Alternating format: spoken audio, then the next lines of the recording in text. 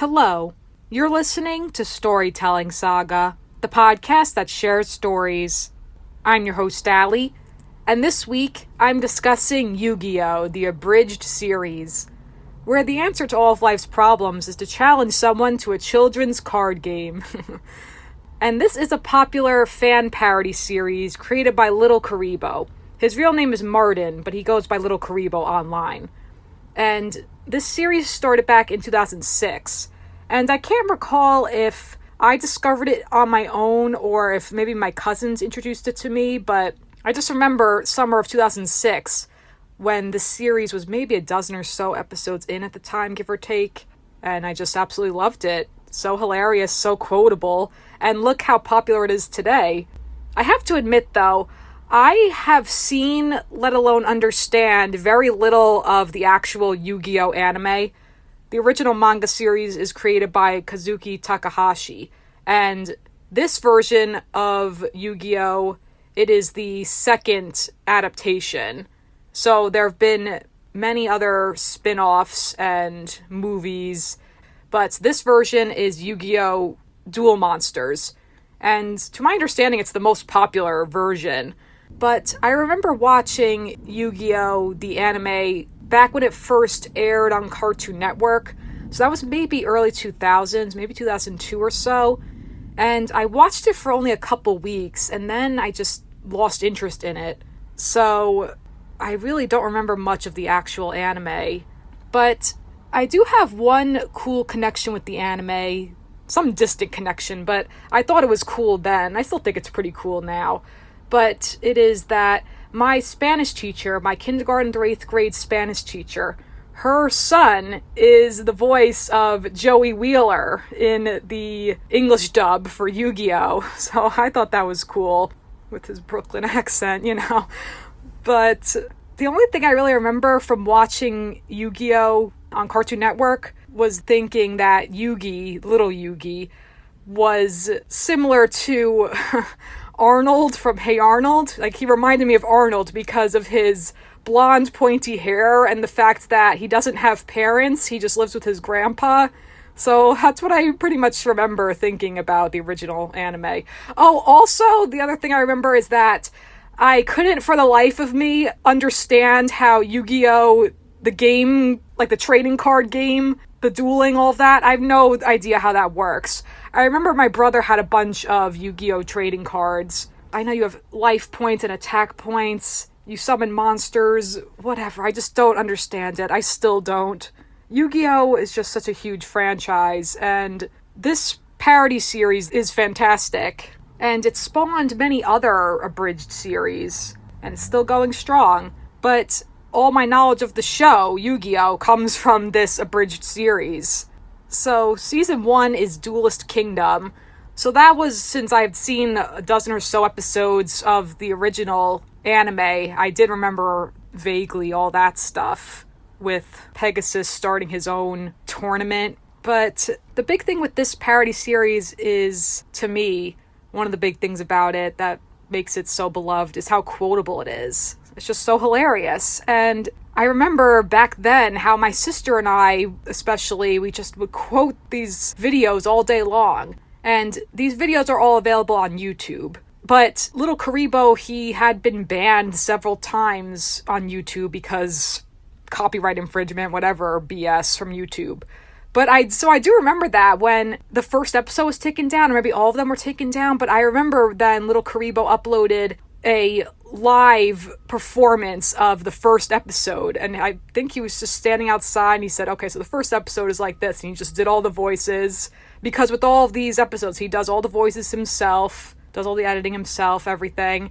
And then as the series progressed, he brought on other people to collaborate with, so other voice actors and then other people to help him edit, to do the editing for the episodes. So I remember that, though, him getting banned or the episodes getting taken down or his account getting suspended multiple times, because of course he alludes to it in the series itself. And this series, he just pokes fun at the many plot holes and plot contrivances and all the crazy stuff in this anime. But some of my favorite quotes from those early episodes, my sister and I would quote this all the time. We, for some reason, loved Mako, the freaky fish guy. So we would just quote, "I am not a freaky fish guy." And then also, what's hilarious is that my sister used this quote recently when he says, "Why don't you ever answer me, Ocean?" She said that recently. So it's hilarious how this stuff has stayed in her psyche, and for me too, all these years, that Mako wants to marry the Ocean. Right, Ocean? Why don't you ever answer me, Ocean? The other thing we always quoted for some reason was, you got that Mission Impossible theme music when Mokuba is climbing down the building and then just the rope runs out and the music cuts off and then he says, "I probably should have thought this through," and he just tumbles to the ground and then he says, "Thank God I'm a cartoon." That's right, goodness. But a lot of what he does in this series is make fun of 4Kids because they are the company that is responsible for the English dub for the show. And I guess a lot of the censoring, obviously, the way they make it kid-friendly. So the fact that the characters have invisible guns, so I assume in the original Japanese version they have guns, but in this they have invisible guns. They're just pointing and just pointing out the many ridiculous things, like implausible things. Kaiba, for example, when he just says, "How was I able to climb this cliff while holding a briefcase?" Because he just can. He said, "Oh, Kaiba." So you probably know more about this series than I do, because like I said, my knowledge of it is just based on this parody series. But that too I didn't understand. Yugi and the fact that he has his Millennium Puzzle, and then the Pharaoh takes over his body when he duels. And so I never understood, wait, is that still Yugi or is it supposed to be a different person? But clearly it is supposed to be a different person. It's the Pharaoh. And he's been dead for thousands of years and he just lives inside this puzzle. I feel like trying to make sense of the plot is futile at this point because I'll just never understand it. He also makes fun of a lot 4Kids dialogue. So one of the first was when they're going to Duelist Kingdom and they're on the ship. And then Tristan says, "In another few hours, the sun will rise." Because what does that mean? What is the point of saying that? And another is when Bakura says, "Check his pulse, Yugi," referring to Joey when he passes out or whatever. And then there are just so many, because all these characters have their own catchphrases or their one-liners. And then you've got the one-note characters. You got Bandit Keith with his "In America." I found that hilarious too when I was younger. Because when this series started, I was in high school. Another classic character with his one-liners that everybody loves is the "My Hair" guy. That evil, nameless henchman with the pointy hair. And just everything he says starts with, "Attention, duelists, my hair is inviting you into the castle." Or, "If you can all stop looking at my hair for a second." Yeah, so with this series, when I went back to watch it now, watch/rewatch, because I had seen maybe a third of it or so, since at the time of this recording there are 82 episodes, the first 4 seasons. But with this fan parody series, I basically would remember every couple years or so, something would remind me that it exists, so then I would just watch the latest episode. And I would be so confused by the plot, but it would always make me laugh. And I would never bother to go back and watch the ones I hadn't seen, but until now, and I'm so glad I did, oh my goodness. And also what I appreciate too is his many callbacks, and he's got his own self-deprecating humor, LittleKuriboh poking fun at himself, and the fandom, of course, but just the continuity throughout, it's great. The other thing too I don't understand about this show is, who is the main villain supposed to be? I don't understand that, because you got Pegasus in season 1, and also Bakura. And that's the thing too with all these Millennium items, that it makes their respective owners evil, because you got the Millennium Puzzle for Yugi, and we're led to believe that the Pharaoh, especially in the latest season with season 4, that he could be evil because he doesn't have his memories, so for all he knows he could have been an evil Pharaoh. And then of course you have the Millennium Ring, which is Bakura, and then Bakura is evil, and for this, it's his gaydar in this parody series. And then you got the Millennium Eye for Pegasus, and then there's the Millennium Necklace for Ishizu, the Millennium Rod for Marek. What's funny too is how he just pokes fun at how pointless the characters are, most of them. There's also that quote where they say, "Yay, we were totally ineffectual." They just stand around watching the main characters duel. I know also since this is the English dub for the actual series, they Americanized the names Joey, Tristan, Taya. Their names in the original Japanese version are Jonochi for Joey, Honda for Tristan, and Anzu for Taya. So that makes no sense to me too. Why do they have American names, but then you have Seto Kaiba and Mokuba? Why are they still Japanese? I don't get it. Oh my gosh.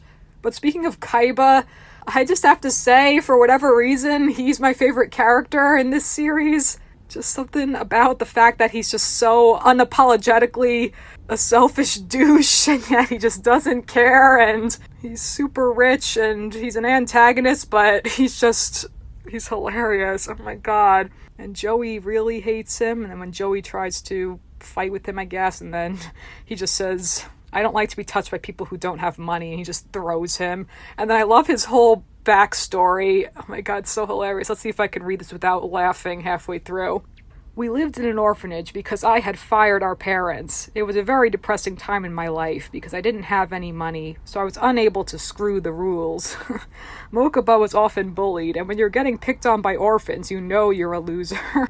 Whenever we felt slightly less miserable, we would play chess, but since it didn't involve dragons or expensive holograms, I found it extremely boring." And then Mokuba says, "I love you, big brother." Okay, thanks. Yeah, so Mokuba, his little brother, he gets kidnapped a lot.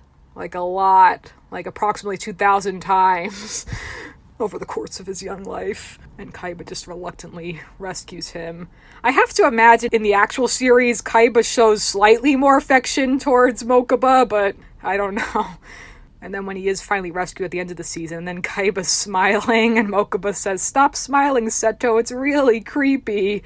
And then they're saying, like Joey says, "Kaiba smiling, that's the most disturbing thing I've ever seen." And Yugi says, "Whenever Kaiba smiles, a puppy dies." So then that becomes a recurring, just this running gag in this show. Whenever Kaiba smiles, a puppy dies.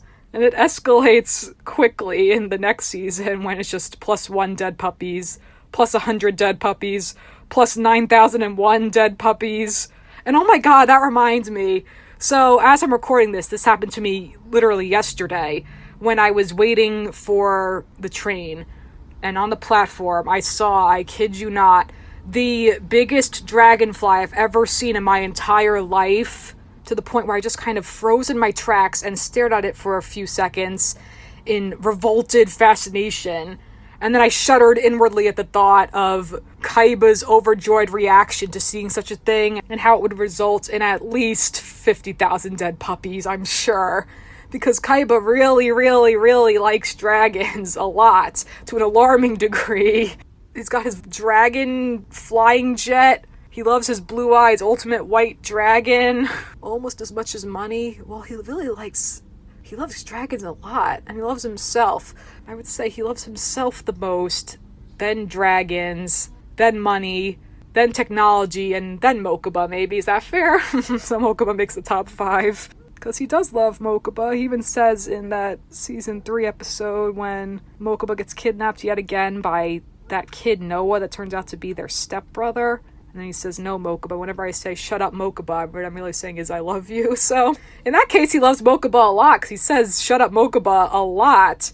Even though his catchphrase apparently is, just from that first episode, "Screw the rules, I have money." But he says, "Shut up, Mokuba," the most. Just like Joey's catchphrase is his "nyeh" noise. And then Brooklyn Rage. Taya's got her friendship speeches. Yugi's got his catchphrase, "Super special awesome."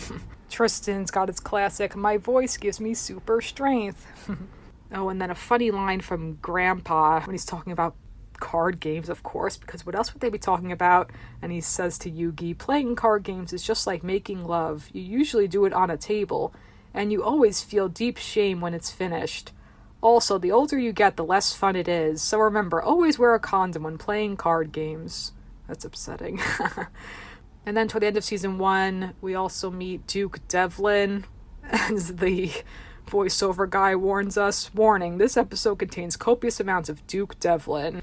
Women with heart conditions are advised not to look directly at Duke Devlin. This also applies to women without heart conditions. He's very pretty. See how pretty he is? He's very pretty. I'd like to run my fingers through his hair, and I'm just a voice. Anyway, without further ado, enjoy your crappy anime cartoon. And then whenever Duke speaks, he just has the music playing in the background. Every time he speaks, the song Sexy Back by Justin Timberlake. So season 1, Duelist Kingdom. Yugi, of course, wins, but then he gives the prize money to Joey because Joey needs the prize money to help his sister, pay for the operation for his sister Serenity, who needs an eye operation. But then he ends up paying, he just uses the money, spends it all on trading cards, so, oh well. And then season 2 is Battle City Tournament, when Kaiba is holding a tournament. Another piece of 4Kids dialogue is when Mokuba says, "What a digital dummy." So that too becomes a recurring line, "What a digital dummy." And the villain this season is Marek. He just possesses people. But then Bakura is still running around being evil. They team up, and Bakura puts a piece of his soul into Yugi's puzzle. That's supposed to have a payoff 500 episodes later. I don't know. But then with Serenity, she doesn't lose her eyesight. And then when she says, "When I take off my bandages, I want the first thing I see to be my big brother playing a card game." Why wouldn't you want to see that in this world where card games are everything? That too, the fact that they never go to school. They go to school maybe once a season. And Kaiba only went to school that first episode, but then he's got his multi-billion-dollar company, Kaiba Corp, to run. And Mokuba never goes to school.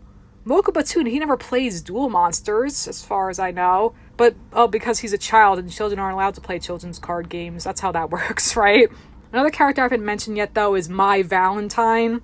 And LittleKuriboh voiced her, too, of course. But then now, in the latest season, the woman voices her. But they just make a lot of jokes about her breasts. And then I guess there's a vague romance between her and Joey. But then, at one point, when she asks Joey if she was in his dream, too, and he says... Well, he thinks to himself, "Oh man, if I tell Mai she was in my dream, she might actually start to develop feelings for me. That would be very bad for some reason. Must avoid potential subplot." The whole "for some reason" thing is used a lot too. Just, in this episode, land monsters have an advantage over flying monsters for no adequately explained reason. Just no reason, just because, for plot contrivance. All this stuff. But then Taya's angry at Joey when he shoots down Mai, and she says, "Joey Wheeler, I am very disappointed." Not disappointed, but disappointed. "I can't believe you didn't start a relationship with the first woman who laid eyes on you. As a fanfic writer, I'm extremely disgusted. I am so angry I could walk away like a pimp." And she walks away like a pimp. Because Taya is a true fangirl. This too, making fun of fangirls. Bakura has just an army of fangirls. And Taya likes the Pharaoh, but the Pharaoh's not into her at all. But then Yugi likes Taya. And there's an episode where the Pharaoh and Taya go on a date. And then what's so funny is, so then he's saying he wants the milkshake to die. And then episodes later, just a little callback when he just thinks to himself, "I wonder how that milkshake's doing." And then this season ends with Yu-Gi-Oh! The Abridged Series being cancelled because 4Kids wanted to shut it down. I guess that actually happened. I don't know, because this series was taken down several times, and LittleKuriboh's account was suspended several times. So then season 3 is the cancelled series.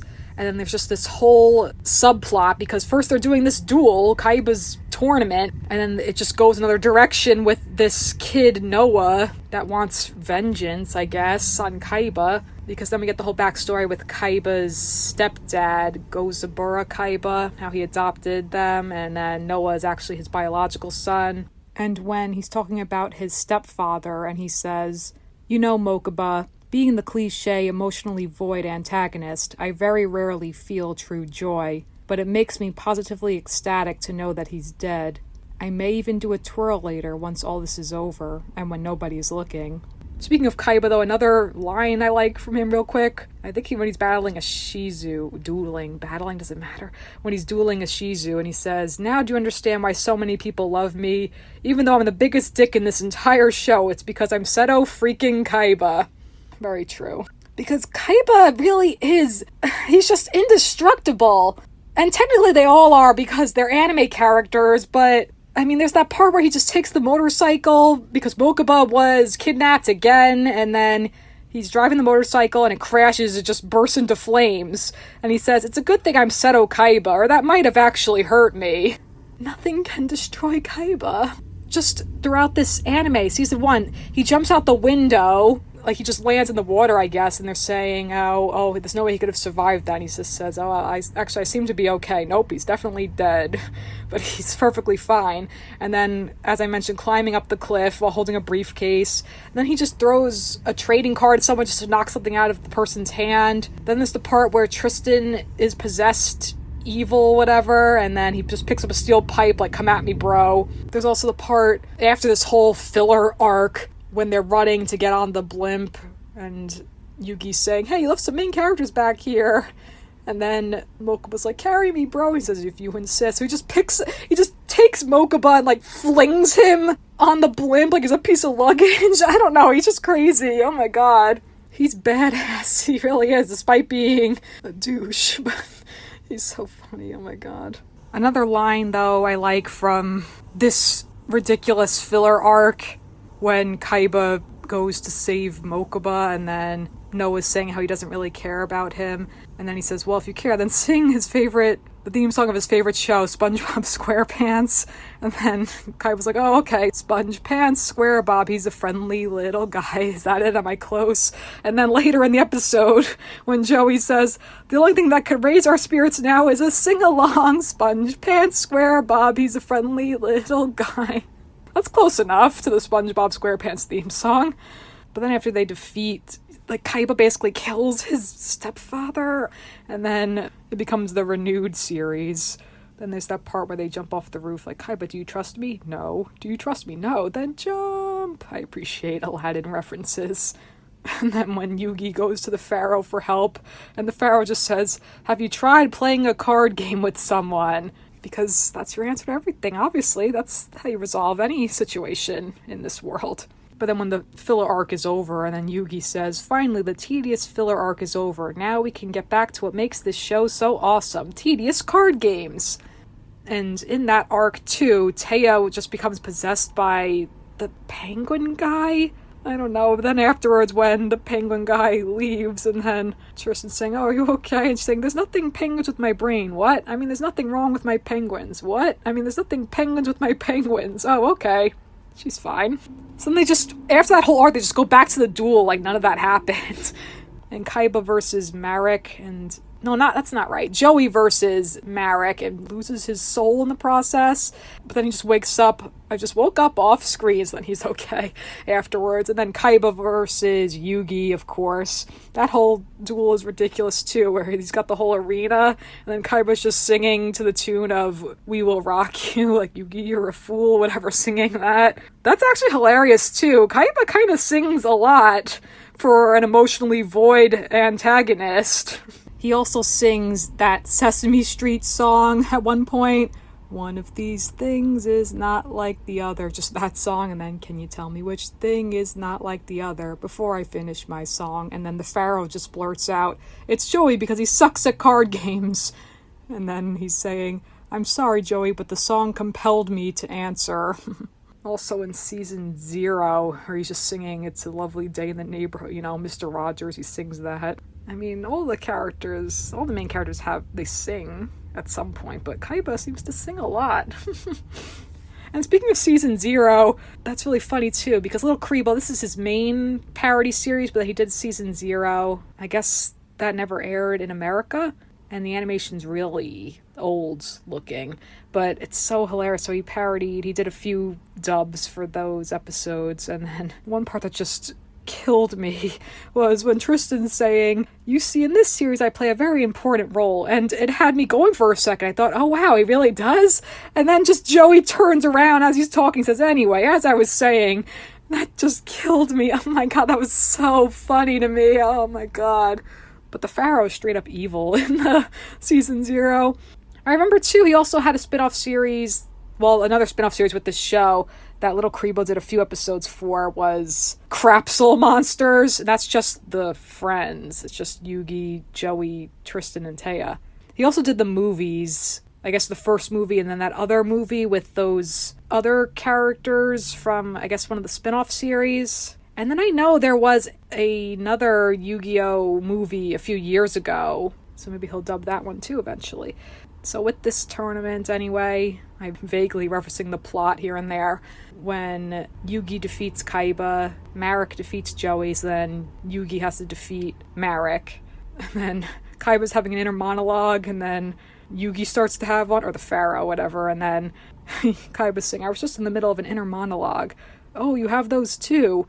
All the time. What do you think I'm doing when we're dueling and I'm just standing there not talking for like 10 minutes? I always assumed you were just really slow. And then Tristan interrupts them with his inner monologue. It's so stupid. Also, when Tristan says, I liked the part where we stood nearby and watched the important thing happen. That's pretty much their role. They just are spectators watching all the action unfold with these card games. There's also the part where after Joey wakes up from his coma and he says, I'm going to challenge Koiba to a card game, whatever. And then when Kaiba just defeats Joey and he roasts the hell out of all of them, saying, you're losers, Joey, you're a giant parasite on society and everyone around you. Oh my god. And then Duke is a lecherous pervert with the failed game store. Congrats. And Tristan, you are the single most worthless human being I've ever met. Oh my god. And there was also a second clip show in this show. Just one part where Joey says, I seem to be dying because of card games. And then season 4 is called Waking the Dragons, I guess, and it's all about the Seal of Orichalcos. And it seems like the more ridiculous the plot gets, it tries to be more serious and dark, but it just gets so out there and makes little sense. And of course, LittleKuriboh pokes fun at that a lot throughout this season too, with all the plot holes and things that just happen out of sheer convenience. But when they're back at school for, their once a season time at school, and then Teia's saying how she's worried about Yugi, he's not himself. And then Tristan just says, I'm glad we came up to the roof to have this conversation. And then when they go to the museum and Joey says, Yug, what are you doing here at the museum? That's that cadence. Oh my god, I'm just up and down. Beautiful. And then we learn about the Seal of Orichalcos that takes people's souls. And then when the Pharaoh defeats that one episodic villain, he's saying, here, take this. He just throws him the cards and he says, apparently wind resistance is just a silly myth. And then that girl Rebecca shows up again. Which, that makes no sense too. How come she looks slightly older but the rest of them just still look exactly the same? Because Yugi even says that himself. Like, how old are any of us supposed to be? I look like I'm 10. He's supposed to be a high schooler. I mean, he looks roughly the same size as Mokuba, and I assume Mokuba is at least 10 or 11, and the rest of them are around 16, and Kaiba just doesn't go to school anymore because he's got the multi-billion-dollar company to run as the CEO. These are things I wonder about. But when that girl shows up and then Yugi says, oh, so you're someone from my past that I haven't seen in a really, really long time? Are you my parents? And then what's funny too is a point in this episode when they go to that room with the dragons, I don't know, and you see Dark Magician Girl, but then the Pharaoh, and his name is Yami in this anime, but in the 4Kids version, I guess, but his real name is actually Atem. But anyway, when they go there, and then they're floating down, and Yami is holding Yugi's hand, and he just says, and ship confirmed. So I guess people ship Yami and Yugi, but to me it's more of that mentor-mentee, or if anything, big brother, little brother relationship. But then again, Grandpa does say in one episode, while I'm out here sweeping the floor, Yugi's inside talking to his imaginary boyfriend. But I know also a lot of people ship Kaiba and Joey, because as fangirls, that's what we do. When two characters hate each other, that means they secretly love each other. I mean, duh. If anything, just from seeing the series, what little I understand of it and the character interactions, I think I would ship Kaiba and the Pharaoh, if anything. It seems like the Pharaoh kind of likes Kaiba. He seems to respect Kaiba. And they just seem to work well together. So I think I would ship them. Kaiba, I feel like you could kind of ship him with anyone. It could weirdly work.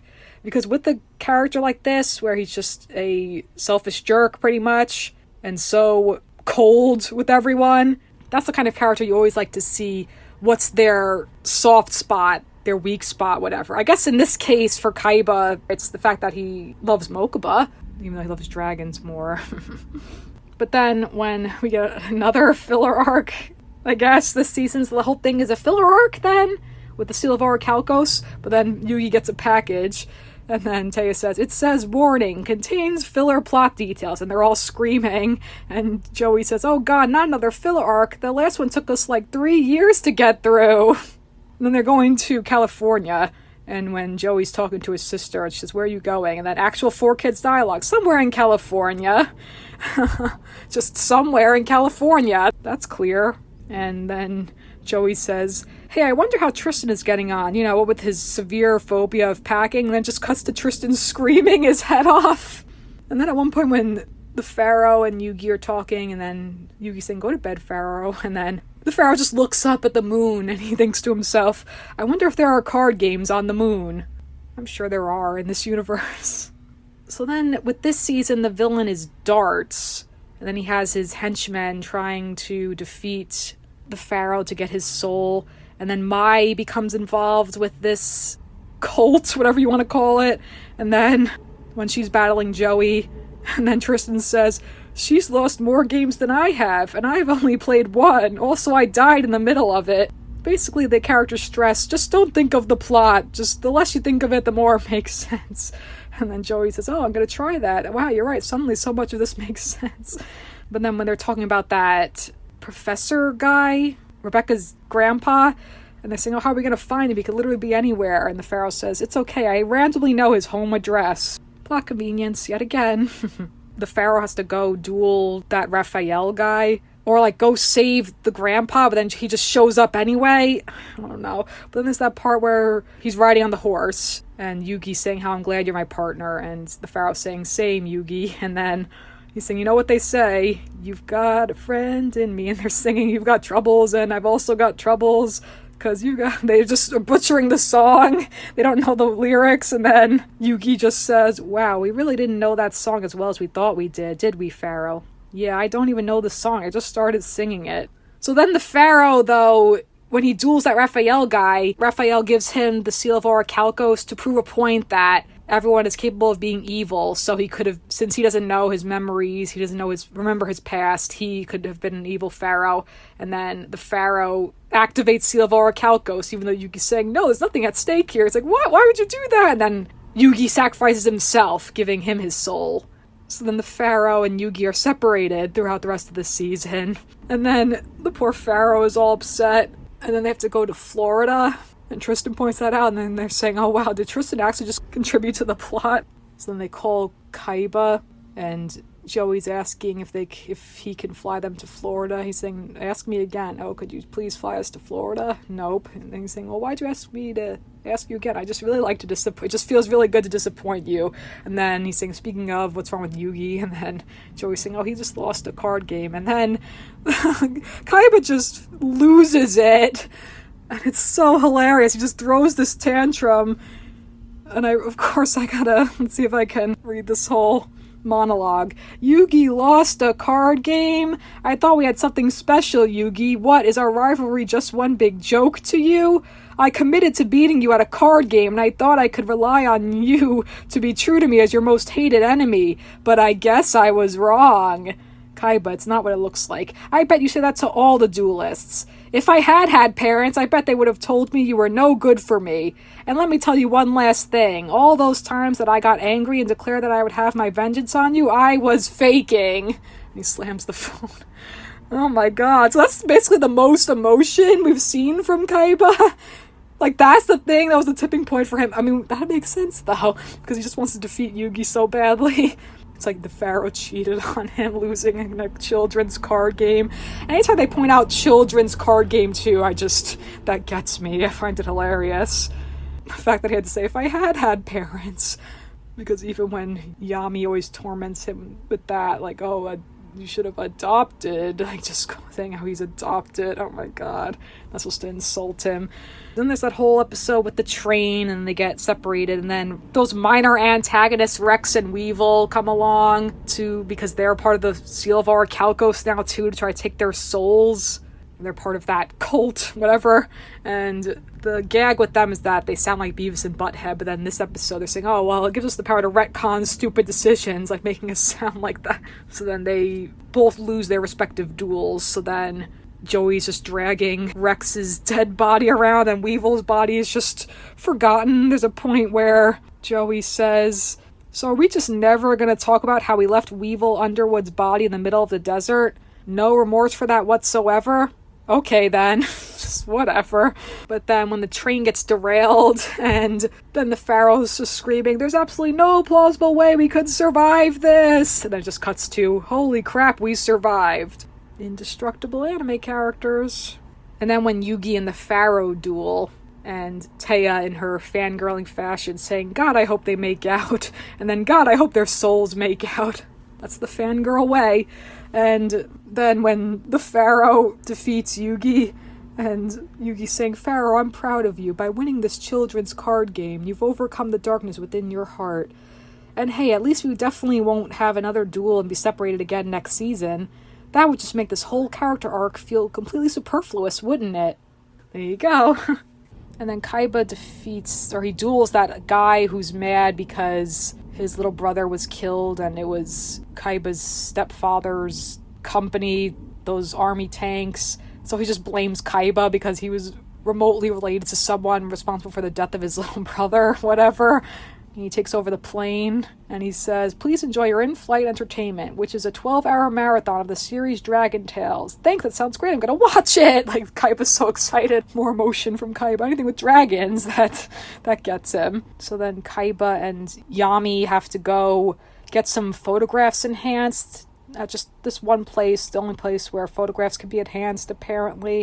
And then they're running to the elevator, and then Yami says, we'll call it a draw.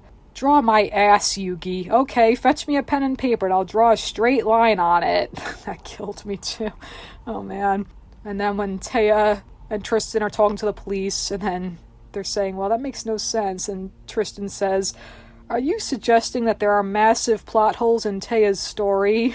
And then Joey duels that Australian character guy. And then the guy's saying, I just hate people, that's why I want to destroy them. And Joey says, I am mad at you for both activating the Seal of Orichalcos and for having the most reasonable motive for being evil so far. And then while that's going on, Kaiba's just getting into a car, and Mokuba says, are you sure we're okay to just take one of these, bro? Mokuba, it's just a sports car. How much could it be? $20? And then the car salesman guy comes up to them saying, oh, do you have a receipt for this? And Mokuba says, do you have a receipt for that outfit? Because you should return it. And Kaiba says, sick burn, Mokuba, which I think was sincere. I can't tell if that was sarcasm. It seems sincere. And then Kaiba writes the guy a check for all of Joey Wheeler's money. Like, this should cover it. And the guy just says, I don't know what this means. So then, with that duel, Joey ends up losing his soul. Well, actually, no, then he duels Mai. And then he's saying, oh, wow, 2 card games in a row. That's the most physically exhausting thing a person can do. And then he loses. And then Mai is saying, oh, I regret everything I did this season. What a strong arc for my character. And now I'm just going to leave Joey unconscious. Oh, man. And then the Pharaoh is dueling Raphael again. And then Raphael's saying, oh, well, you couldn't spare just carrying your friend up here. And then the Pharaoh says, my shoulders are for 2 things only, rolling them seductively at my opponents to confuse them during card games, and glancing backwards over them at my friends in a dramatic fashion, not for carrying people. I mean, that's good. That's good enough reasons to use your shoulders. That's all you need them for. And then Tristan's just carrying Joey around. And then Kaiba sees them. And then another bit of 4Kids dialogue where he says, just my luck, Dorkfest continues. And then Tristan says, actually, Dorkfest is in October. And then he almost drops Joey. And then Kaiba says, careful, you almost dropped Joey. We have to get to safety. Also, don't tell anybody about how I just touched Joey, okay? This fire escape will be a good place to not talk about touching Joey. And then they're just like, okay, they're just not even talking about it. And then he says, look, can everyone just stop talking about how I touched Joey? Get over it already. It was one time.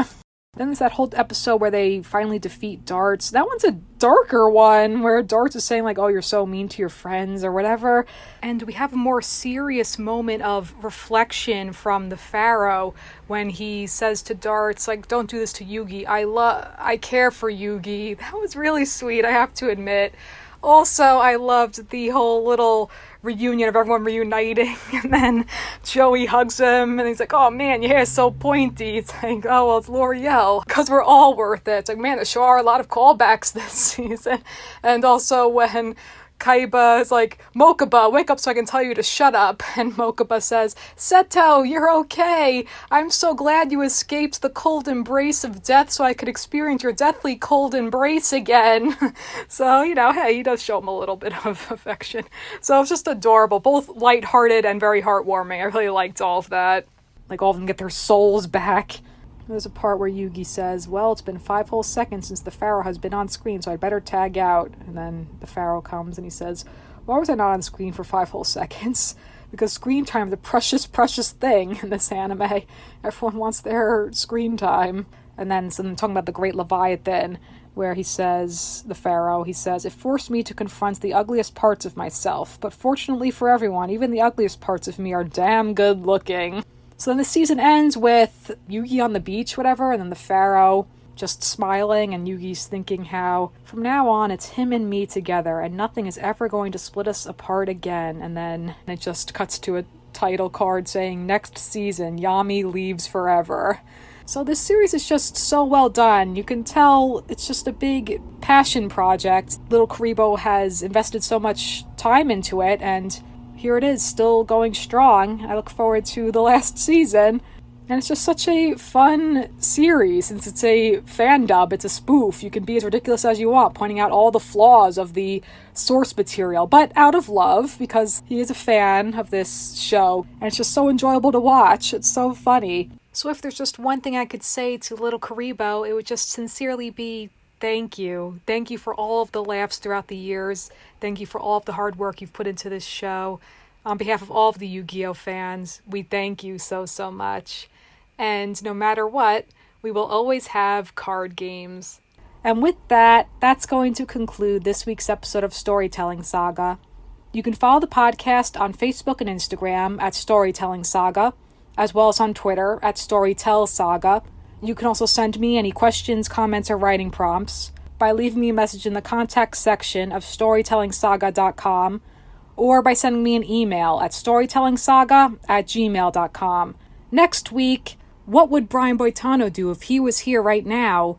Maybe he would blame Canada, or he'd join La Resistance, or he'd call Kyle's mom a big fat I'll save it for next week when I discuss South Park, bigger, longer, and uncut.